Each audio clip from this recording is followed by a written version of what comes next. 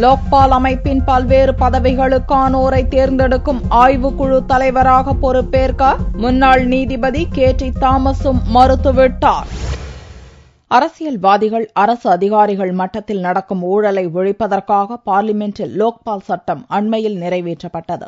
இச்சட்டத்தின் கீழ் நீதிபதிகள், விசாரணை அதிகாரிகள் என 9 பேரை உள்ளடக்கிய லோக்பால் அமைப்பை உருவாக்க வேண்டும். லோக்பால் அமைப்புக்கு பொருத்தமான நபர்களை தேர்வு செய்ய ஆய்வுக்குழுவை உருவாக்க மத்திய அரசு முடிவு செய்துள்ளது. இக்குழுவின் தலைவராக பணிபுரிய மூத்த வக்கீல் பாலி நாரிமனுக்கு அழைப்பு விடுத்தது. லோக்பால் அமைப்பில் இடம்பெறுபவர்களை தேர்வு செய்ய பல சுற்று நடைமுறைகள் கையாளப்படவிருப்பதால் திறமையான, துணிச்சலான நபர்கள் புறக்கணிக்கப்படக்கூடும் என்ற காரணத்தை சுட்டிக்காட்டி பொறுப்பை ஏற்க நாரிமன் மறுத்துவிட்டார். அவரை தொடர்ந்து கேரளாவைச் சேர்ந்த ஓய்வு பெற்ற நீதிபதி KT தாமஸை ஆய்வுக்குழு தலைவராக்க மத்திய அரசு முடிவெடுத்தது.